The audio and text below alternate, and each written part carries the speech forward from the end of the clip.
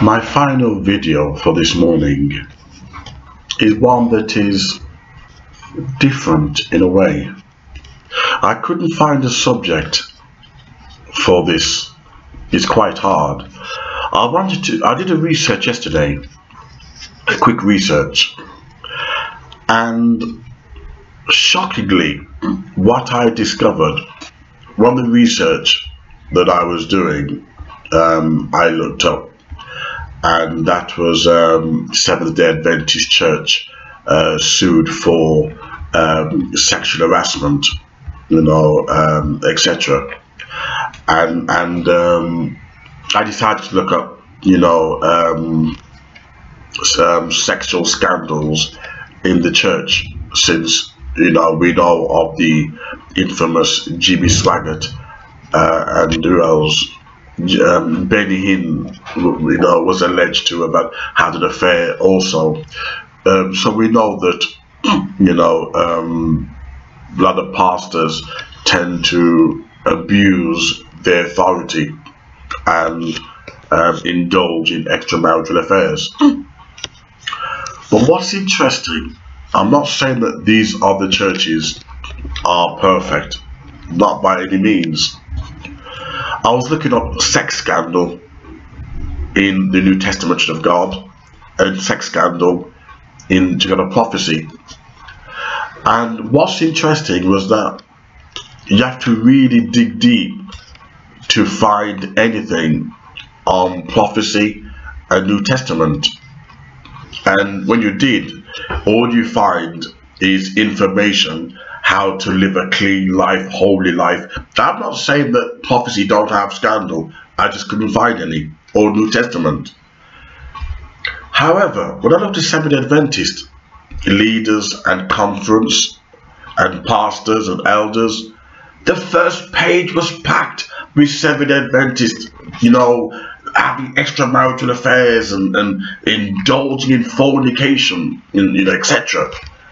And I thought, that's interesting, because the Seventh-day Adventists, they claim they worship on a Saturday, which the Lord God ordained.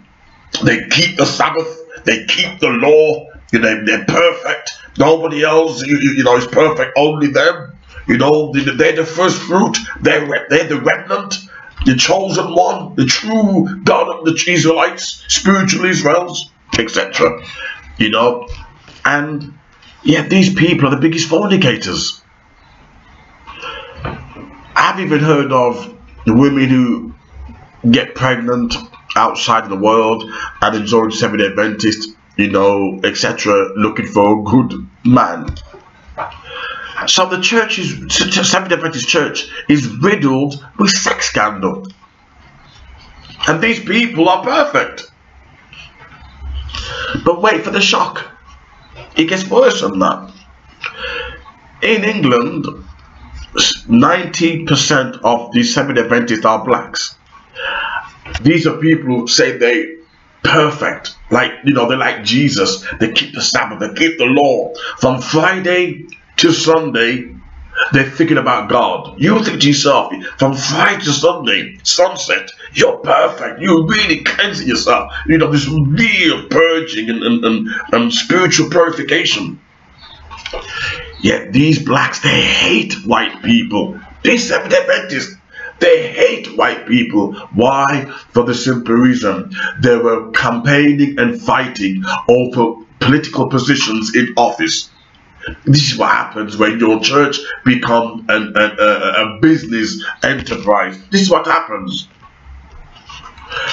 And they wanted to fight white people. There's so much violence happened in Seventh-day Adventist Church in Wolverhampton alone.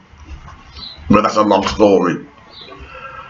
So these people, they have the highest fornication, adultery, and sex.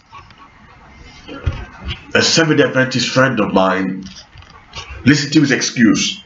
Oh, by the way, because of Ellen G. White, their founder, influence, she's a spirit of prophecy. Because of Ellen G. White introducing health, a Seventh-day Adventist friend of mine said, It's because they're healthy. That's the reason why they're committing fornication out of marriage. That's the reason why the Seventh-day Adventist is indulging in sexual sin. It's because they're healthy. I want to ask you people out there who are healthy, would you cheat on your partner because you're healthy? Of course not. Instead, you would have plenty of sex, plenty of good sex. Why would you want to sleep around? Because you're healthy. But that is what the Seventh-day Adventist Conference said. That is because they're healthy. That's the reason why their organization is covered in sin. That's a very cheap and lame excuse. I thought it's supposed to be Christ-like. I thought it's supposed to be obey the Sabbath and you're supposed to be perfect. But no, when it comes to sex, you see a different side to them. Some of the beast comes out. What they really represent comes out. What it shows you for my Christian subscribers, what it shows is that when you try to do it on your own, I don't care what organization you're from, this is the proof that without God's grace you can't do nothing. The Seventh-day Adventist Church is riddled in corruption, violence. Let me give an example. In Wolverhampton, these musicians were playing, and it's like playing tables and chairs. At Christmas times, this Seventh-day Adventists would not come off the keyboards, and the pastor said, "Give someone else a chance. Give someone else a chance." But he didn't want to do that. I'm not sure whether he was anointed, whether he was filled with the Spirit of God and he couldn't come off it, but he refused. But instead of it leading to praise and worship, it led to a fist fight. The police had to be called, and it's not the first time the Seventh-day Adventists have got the police involved in their organization, within their movement. This is what happens when you try to follow the laws of Moses. You fail. You fail. Why not follow the laws of love? Maybe you'd cut off all the violence and aggression that you have on you. But when I was doing the research, I was shocked. The sex scandal of the Seventh-day Adventist Church is so bad. It covers a whole page.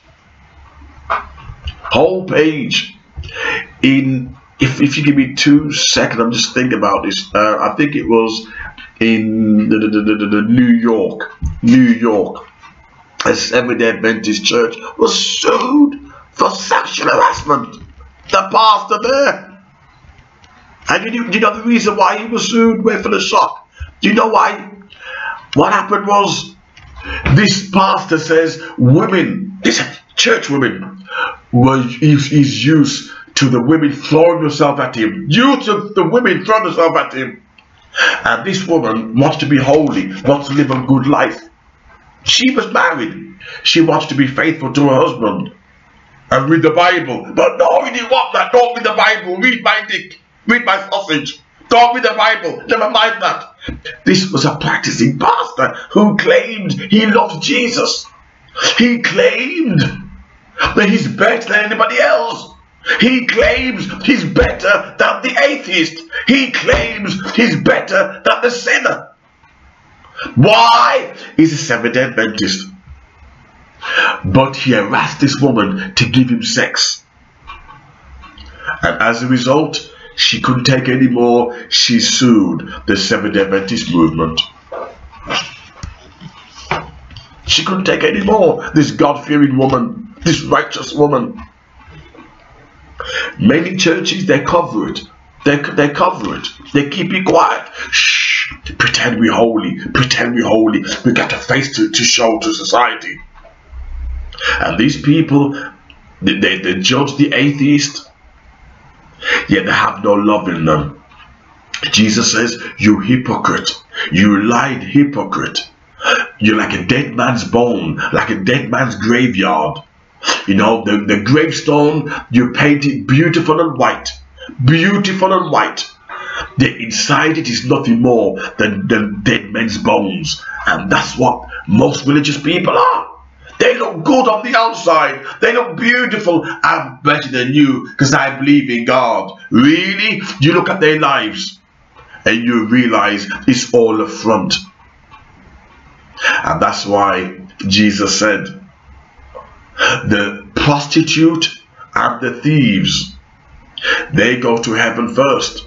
The thieves and the prostitutes. He had no time for the Pharisees and all these legalists. They think they can do it on their own back. The thieves, the prostitutes. You might say, oh, where is it in the Bible? Do you remember at Golgotha, the cross, where the prostitute who Jesus forgave her sins, they wanted to stone her. The Seventh-day Adventist Church wanted to stone her. Claimed she was a sinner. And Jesus forgave her. I said, go and sin no more. Go and sin no more.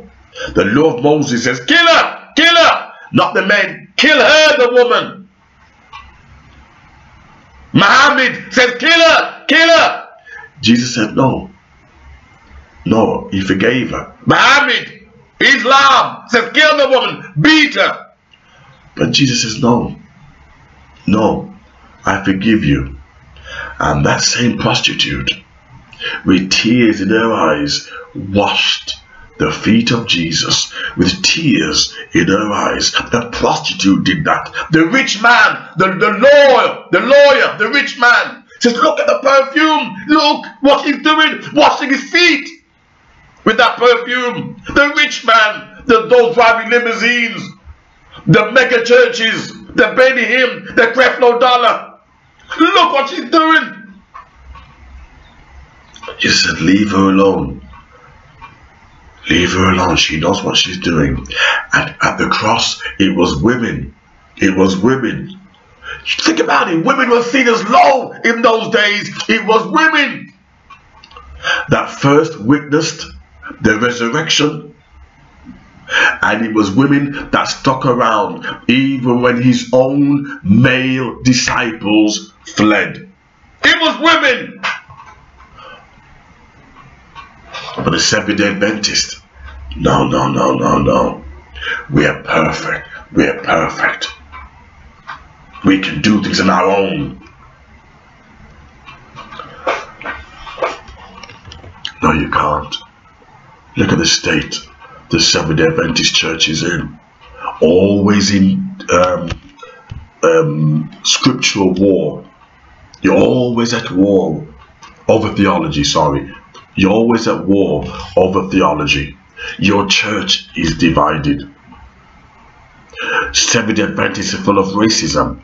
Blacks hating whites. Yet you claim you love Jesus. No, you don't. You love Ellen G. White. You love William Miller. And that's why you can't produce no fruit. That's why your church is full of fornication. That's why your church is full of wickedness and politics. Because your relationship is with Ellen G. White and William Miller. The world needs to know that. And that's why Seventh-day Adventists never get new recruits. Who do they get? Always those who are brought up Seventh-day Adventists. Because you have no fruit. When your tree is dead, you can't produce life. You can't produce no goodness out of it. So all you've got is recycled Seventh-day Adventists. Why do you think you've got ADRA in Africa, ADRA in the third world? I'll tell you why. Because they try to promote Seventh-day Adventism. In Europe, when people see Seventh-day Adventism, they can't get any new recruits. So they target Africa in the aid of ADRA. This is the proof. With all your obeying, Friday morning, Saturday, 3 days from sunset, Friday, Saturday, and they at the senses on Sunday morning. And with all that religious observation, they're still as wicked. They have more fornication more adultery, more violence than any other Christian denomination. I think you need to abandon your legalism and find Jesus properly.